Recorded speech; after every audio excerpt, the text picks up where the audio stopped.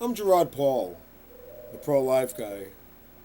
Just hanging out, relaxing. Figured I would touch on a couple of points here. You know, I know I get wild in some of my videos. I do have a heart for the little ones who can't speak for themselves. Couple that with a little bit of passion. Couple of that with a little bit of the Irish and the German inside of me. And what can I say? But this is just me speaking now. Me. The way I see pro-life, it's not really pro-life. It's pro-human. I'll tell you why. You've probably heard this before. If you heard it, you heard it from me. Because I don't hear anybody else talking about it.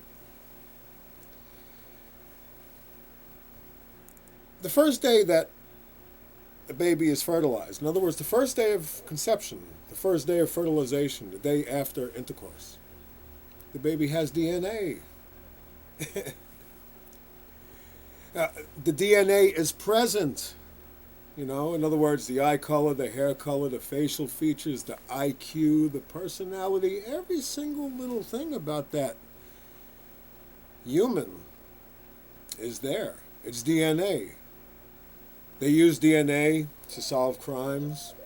They use DNA to pinpoint humans. It qualifies. Think about it. You got to understand that the reason nobody talks about this, Planned Parenthood doesn't talk about it, abortion doctors don't talk about it, even though they know now. They didn't know this back in 1973. Don't forget. We didn't know about DNA back then. I mean, we knew about it. We didn't know how to retrieve it, get it. We didn't know exactly what it did. But now they know. And they know that the first day of fertilization, when the sperm meets the egg, that DNA is present. And being that DNA is present, it constitutes that person as an individual because just like fingerprints, DNA only exists once.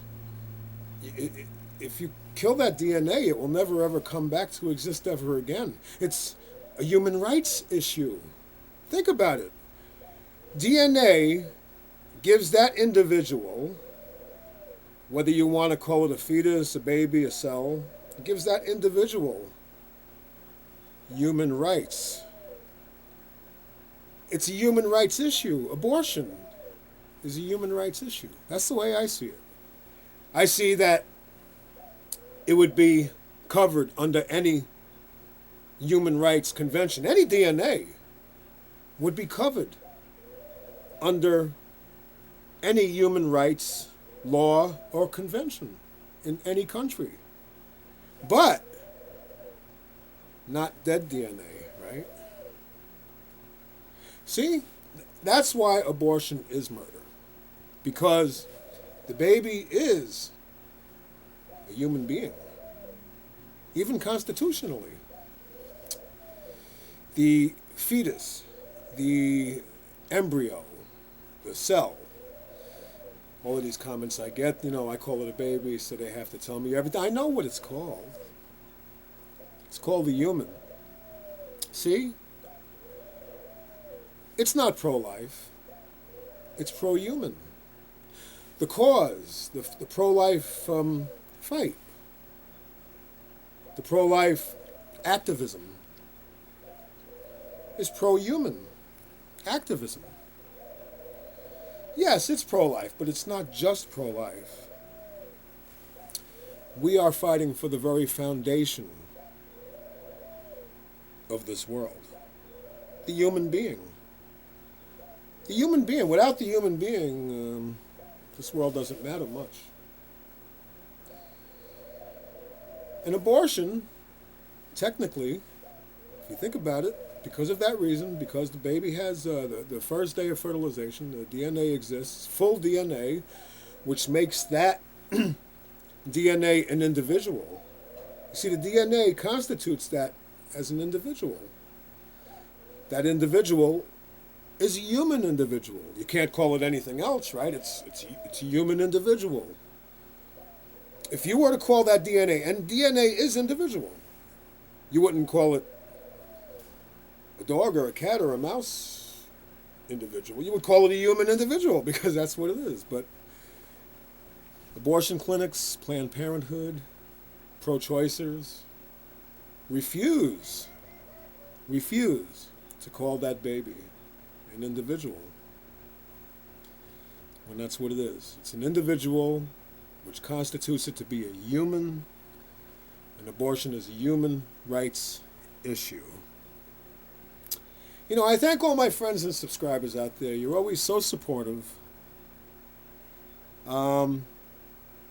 Even people on the other side who don't like what I have to say and they leave the nasty comments, I thank you for being out there too, because, see, I think everybody should hear both sides of the abortion issue. And, of course, with the television and media, your school, the schooling that you've had over these years, especially over the last 20 years or so, you've learned a lot about abortion, why abortion is good. You never heard the other side of it. You never heard the regret that women have who have had abortions. You don't hear about the women who have died on the abortion table.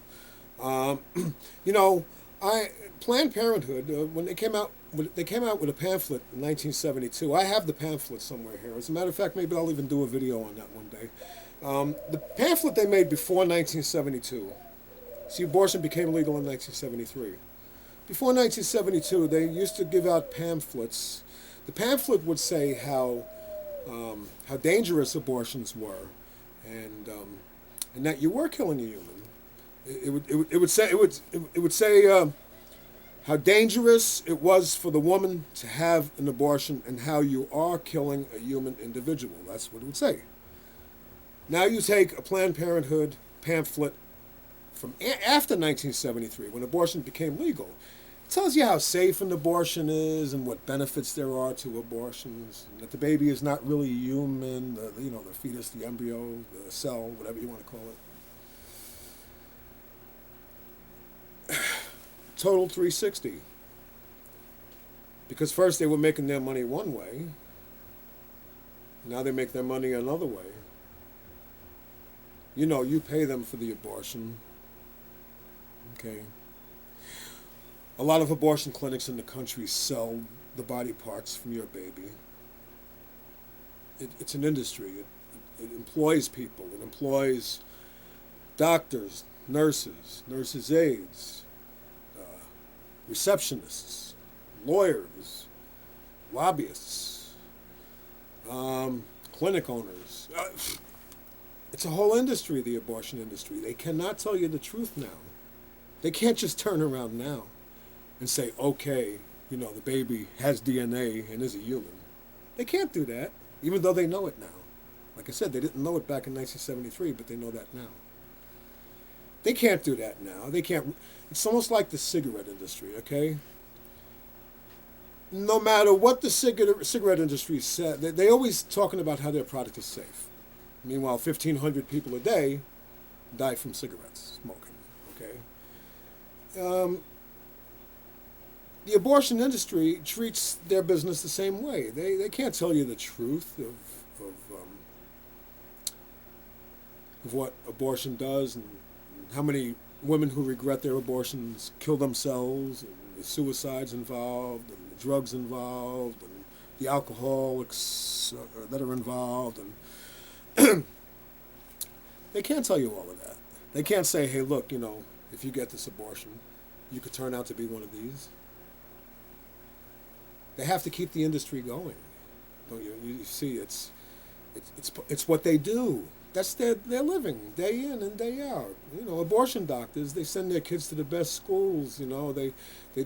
Their families drive the best vehicles. They own big homes. They're paying for multi-level educations and giving their children things that you never got to give your child